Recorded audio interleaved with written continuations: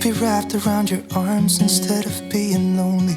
We could be gazing at the stars, but now it feels just like I wandered off into a room and closed the door. Welcome back to Life Millwife.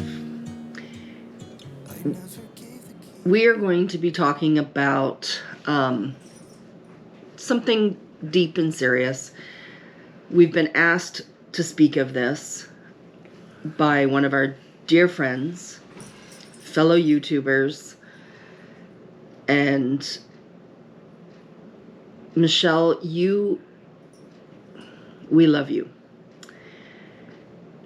Many of you know that a few weeks ago, Michelle lost her mom. And those that don't, Michelle and Bruce, Chickens by the Lake, go check out their channel. Link will be in the description. We just wanted to put this out there and let everybody know that if you have lost a loved one or are losing a loved one, you're not alone. And it's very difficult.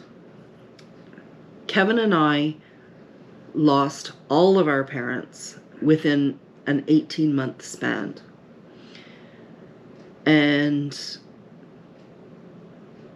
it was the most difficult time in our lives.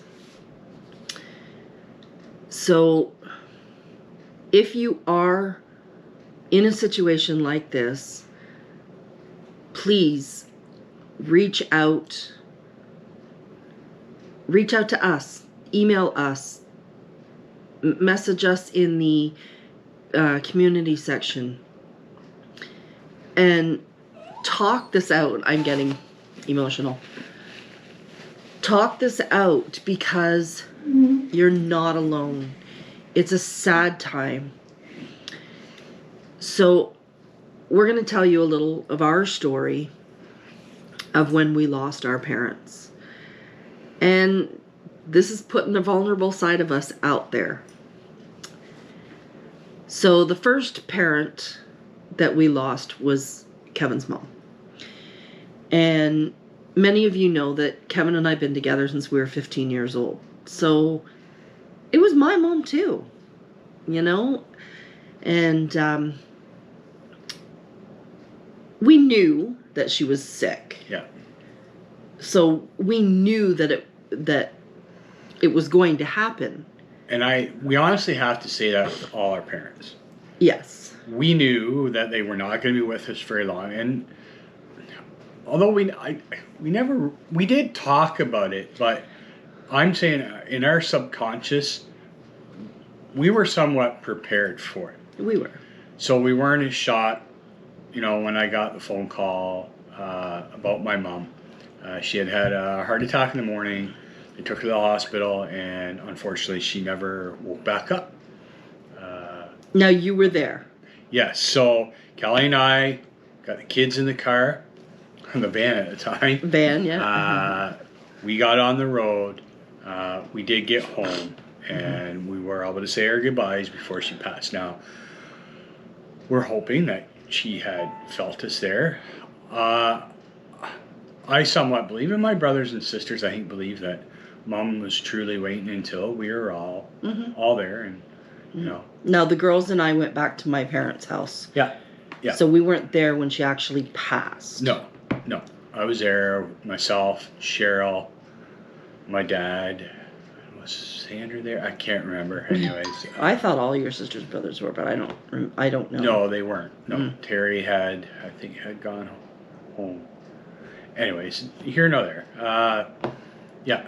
So subconsciously, we're ready for it. When I got the phone call... Well, I don't think you're ever really ready for it, but... But I guess prepared.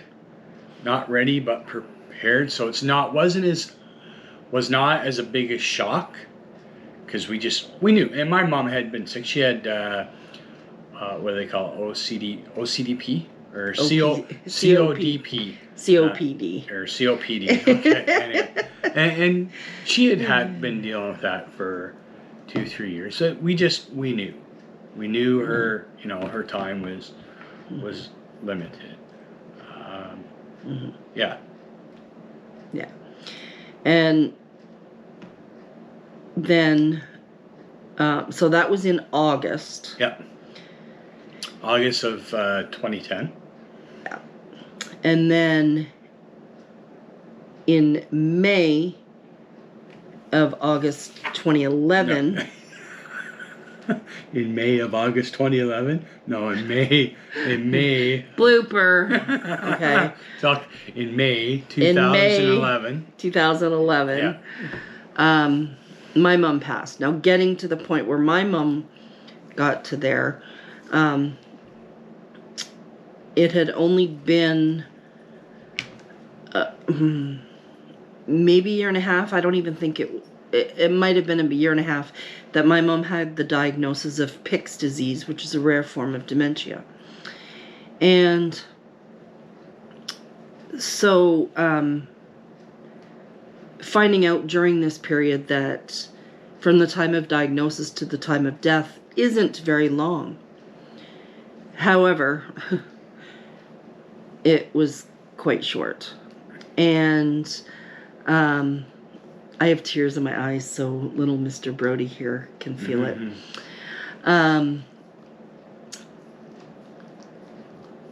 I got a phone call. I'm trying to, yes, honey. On a weekend saying, Mom's not doing well, you need to come home. And I had planned on going home the next weekend for a week or two, for a while. But I was asked to come home early. So I did. And my mom had a heart attack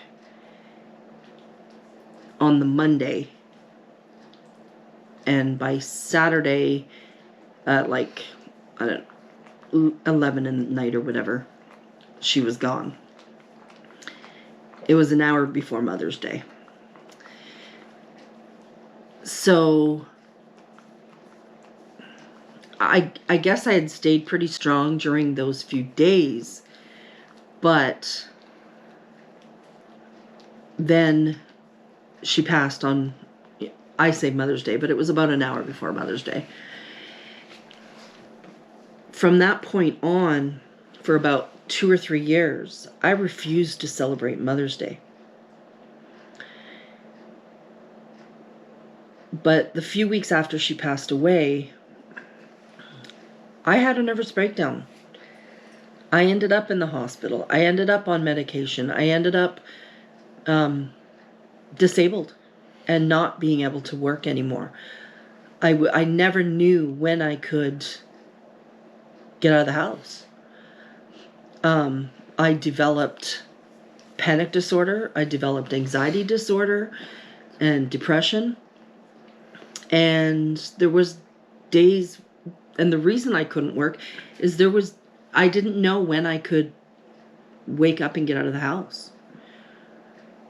And I was such an outgoing person. I always worked. I always hung out with my friends and my family and, loved to shop and loved to get together with people. And I got to the point where I couldn't leave the house.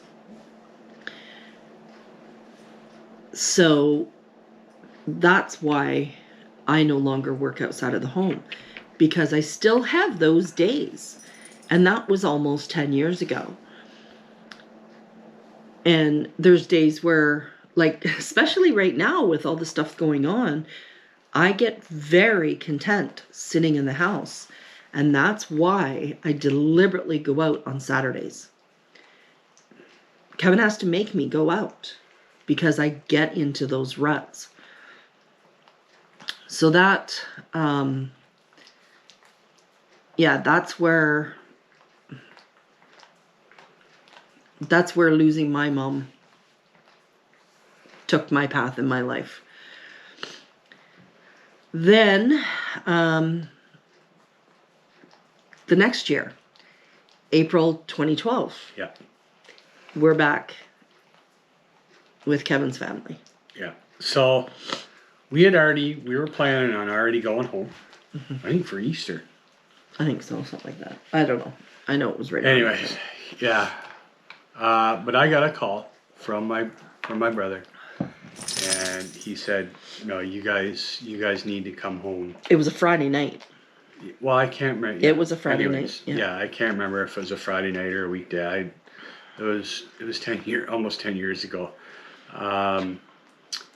See, he called and he says, "No, you guys need to come home now," because my dad had been diagnosed with congenital heart failure that February, so we knew it was just a matter of time. My dad also had dementia. So I'll actually rewind back to when my mom passed away. They were living in a retirement home, so it was kind of a little bit of supported. They did have staff at the retirement home that made sure some needs were done, and I mean, they ate their meals there and everything, but they were living on their own within the facility. It was actually split because I think they have, wasn't sure if they have a I don't know. Facility on the other side. Anyways, so I ended up staying with my dad when my mom passed away, and it was difficult. I had a difficult few days. My dad knew what was going on, but yet he didn't know what was going on. He knew mom had passed away, but there was other things, like he wanted to get in the car, go see mom at the funeral home or at the hospital. I can't remember when he said, but and I had to explain to him that he didn't have the car anymore. Well, with the dementia, it was all his kid's fault that he didn't have the car, and there was things I had to re-explain to him. It was hard, and I really took a true appreciation of what my sisters went through looking after my dad and my mom for all those years. Yeah. And same with my sister. Like she had to deal with with everything with my mom, and for me, I just feel more guilty because I didn't live in the area. I'm in the military, so we only get home maybe once every 4 months. Because I had to do duties and stuff, so it was hard. And I had that guilt too with my sister having to deal with everything. Yeah. So it was tough. It was a tough few days. We got through it. Honestly, when we discussed with my brothers and sisters, we really weren't sure how long my dad was actually going to last after my mom had passed. Well, he lasted a year and a half. Yeah. But like I said, he was diagnosed with a congenital heart disease. He was after mom passed away, we got dad into a nursing home, and which is great. They and it's funny when we're back from small villages. Everybody knows everybody. We went to high school with everybody. My brothers and sisters knew all the staff at the FedEx nursing home. They knew my dad. So that was quite comforting, and they really looked after my dad. And there were some episodes in the nursing home that it's part of the dementia and stuff. Maybe that'll be a different video. Some of it's kind of funny. Yeah, we can do some fun memories videos of our parents after. But anyway, so we got home Friday, Saturday, whatever, and it was the next day. So we went and saw my dad.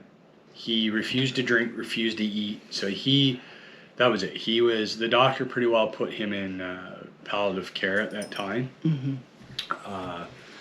Because we knew it was just a Friday night. It was past Saturday. Yeah, we just knew it was a matter of time. That's right. We went home on a Thursday. We seen him on the Friday.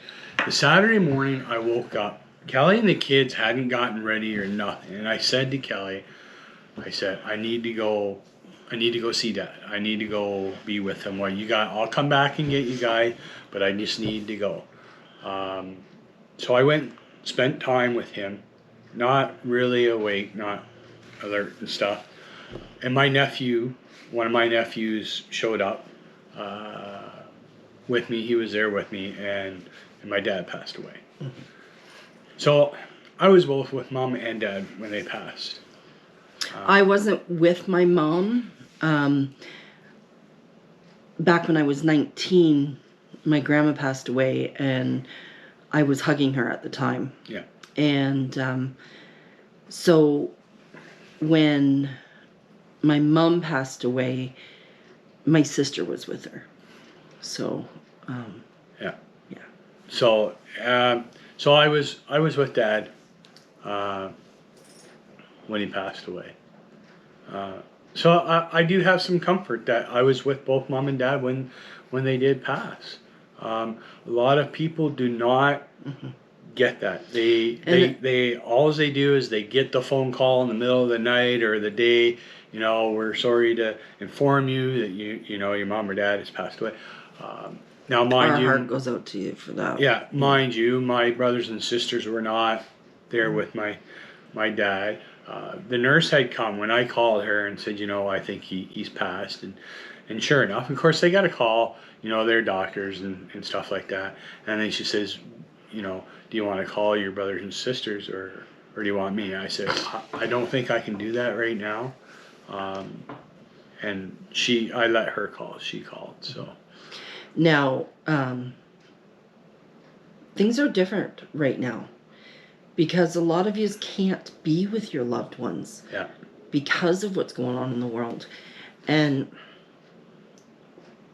we honestly can't say that we understand. We sympathize. But we have not lost somebody during a time of a pandemic. Yeah.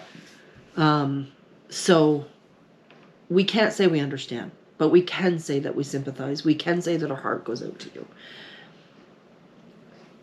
I want to close this video out with a reminder. We're here for you. If you need prayers, if you need to talk, please reach out to us. You're not alone. I hope this brings some comfort, and God bless you.